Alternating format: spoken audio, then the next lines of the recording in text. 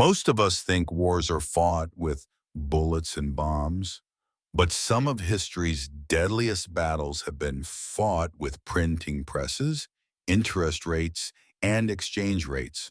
These are currency wars, battles your history books rarely mention, where no armies march, yet nations collapse. They shape the rise and fall of empires as much as generals. Currency wars aren't just economics. They decide who eats, who starves, who rules, and who obeys. And they continue today, quietly, invisibly, affecting every dollar in your wallet. The idea is simple. Use money as a weapon. You might devalue your currency to boost exports, flood markets with cheap credit to destabilize rivals, or hoard gold to squeeze those in need. Clever in theory, but in reality, it's economic chemical warfare. You may poison your enemy, but you harm yourself too. Consider the Great Depression. In 1929, the stock market crashed and economies plunged. Nations had to export to survive, but global demand collapsed. The solution? Competitive devaluation. Britain left the gold standard in 1931. The pound tumbled. The U.S. reduced the gold content of the dollar in 1933. France, Italy, Japan raced to cheapen currencies. Instead of reviving trade, it triggered a beggar thy neighbor spiral. Imports rose, living standards fell, and tensions paved the road to World War II. Currency wars didn't start in the 1930s. 2,000 years ago, Rome faced the same challenge. Their silver denarius was reliable, but wars and expansion were costly. Leaders debased coins, mixing silver with cheaper metals. Over time, silver content fell from nearly 100% to below 5%, causing inflation, loss of trust, and collapse. The barbarians weren't the only problem. Rome sabotaged itself. After World War II, the Bretton Woods system pegged the dollar to gold and other currencies to it, aiming to prevent currency wars but creating U.S. dominance. Controlling the dollar and gold allowed global power projection.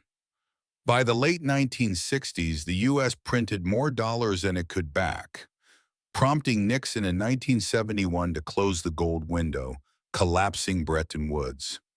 In the 1980s, Japan's rise triggered the Plaza Accord. The US, Japan, West Germany, France, and the UK pushed down the dollar while raising the yen and German mark. The yen doubled in 2 years, exports became expensive, and Japan's bubble burst in the 1990s. Currency markets became artillery, no shots fired. Real-time currency wars rarely look like war. They appear as policy debates, interest rate decisions, or summits. Victims are real. Factories close, unemployment rises, savings vanish. The 1997 Asian financial crisis shows this. Speculative attacks forced Thailand to abandon its dollar peg.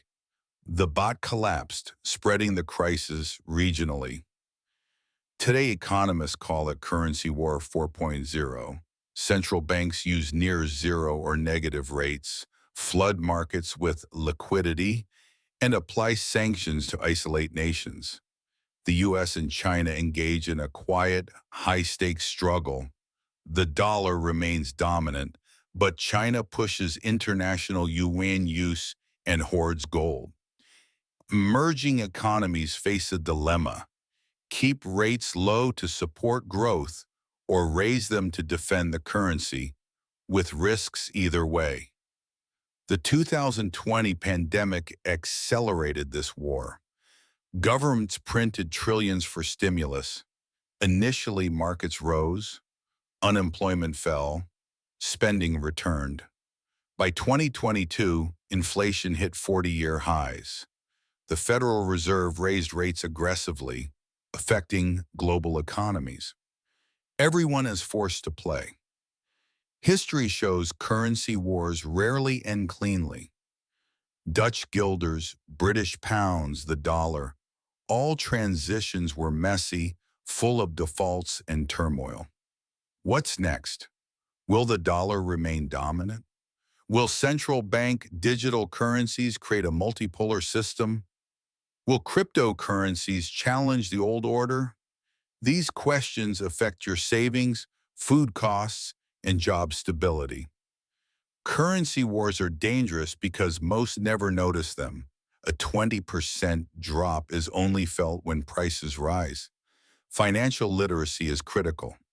Understand patterns, how inflation erodes wealth, and how governments project power.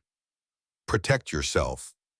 Diversify, hold assets outside the system, and don't equate bank numbers with security.